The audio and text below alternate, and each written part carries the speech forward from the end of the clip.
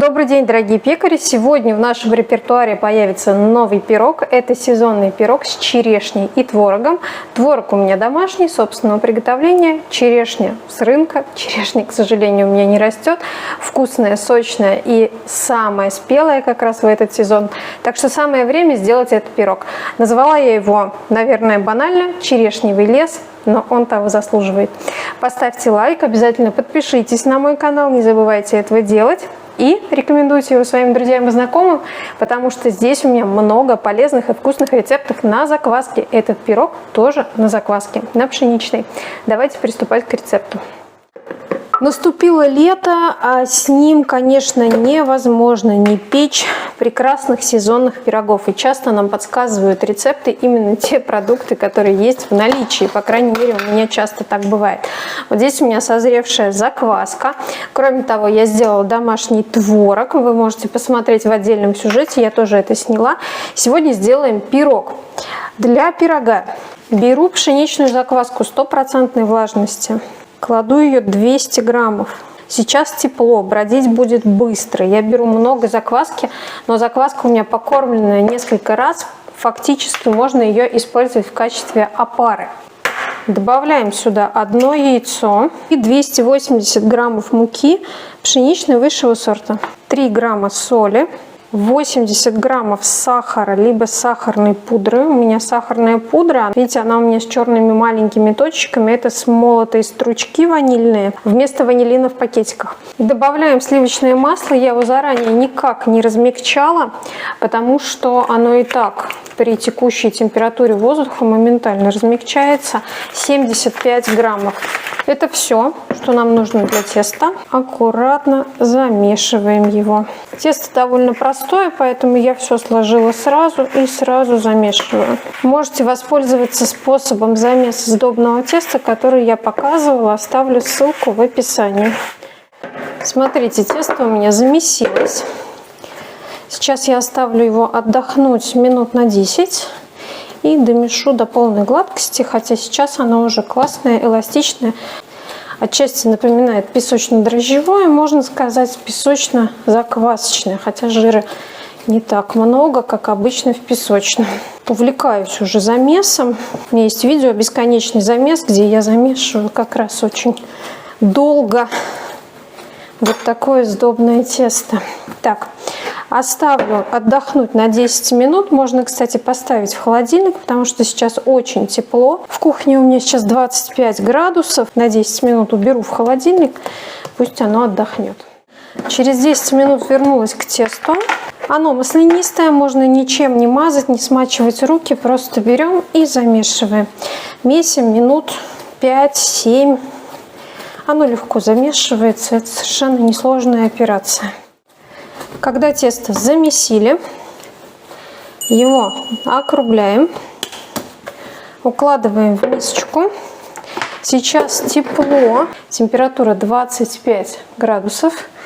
Оставляю на столе на 2 часа. Пока тесто бродит, подготовлю начинку. Здесь у меня домашний творог. Как приготовить домашний творог, я рассказывала отдельно, можете посмотреть. Ссылочку оставлю в описании. Сыворотку убрала, творог выкладываю на сито. Дальше творог нужно протереть сквозь сито, чтобы начинка была нежнее. Добавлю пару столовых ложек сметаны. У меня как раз только здесь сметаны и осталось. И добавлю сахарную пудру, ту же самую с ванилью, 2 столовые ложки с горкой. Перемешиваем. И нужно подготовить черешню. Хватит граммов 200, нужно очистить от косточек и от плодоножек. Помните, что черешня сильно красит руки, поэтому возьмите, наденьте перчатки.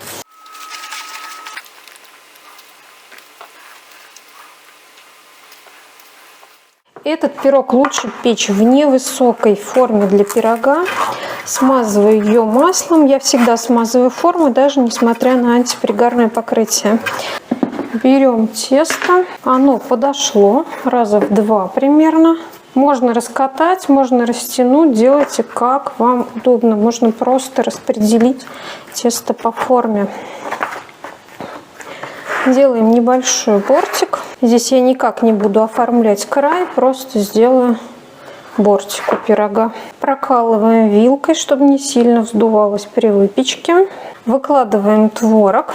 Разравниваем творожную часть начинки. Слой не должен быть слишком толстым. Умеренное количество начинки здесь. Берем черешню и утапливаем в творожную начинку. Включила духовку на прогрев. Она уже разогрелась на 180 градусов. На 10 минут ставлю только на нижний нагрев. Через 10 минут включаю верхний нагрев. Температура та же самая. 180 градусов вверх плюс низ. И через 10 минут оставляю еще, наверное, минут на 25. Буду смотреть по готовности. Как и планировалось, 30 минут выпечки суммарно. Пирог готов. Дам ему немножечко остыть и буду вытаскивать из формы. После того, как первый жар от пирога сошел, я присыпала его сахарной пудрой. Можете добавить листики мяты. У меня своя мята свежая. Пирог у меня немного остыл, можно проводить дегустацию.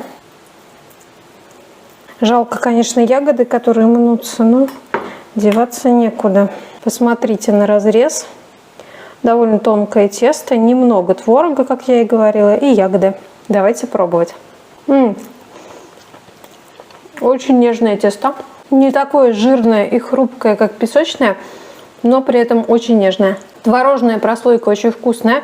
Можно ее побольше, но это кто как любит. Делайте больше, если вы любите творог. Умеренно сладко. Если вы любите сладкую выпечку, увеличивайте количество сахара в тесте. На мой вкус самое то, что нужно. Я, конечно, не могу оставить вот эти ягоды. Очень уж они сладкие и сочные. Лично для меня в этом пироге хорошо сбалансированная начинка. Количество творога не слишком большое, оно хорошо сочетается с количеством ягод. Теста также не слишком много, умеренной толщины корж, и тесто очень вкусное и нежное. Мне этот пирог очень нравится. Вы, руководствуясь моими советами, можете сделать слаще, можете сделать больше начинки, можете сделать больше ягод. Меняйте на свой вкус. Ну и обязательно попробуйте испечь именно по этому рецепту. Подписывайтесь на канал, ставьте лайки, не забывайте. Если смотрите без подписки, самое время подписаться. Ну и зовите своих друзей и знакомых, мы с вами продолжим печь и испечем еще много всего интересного.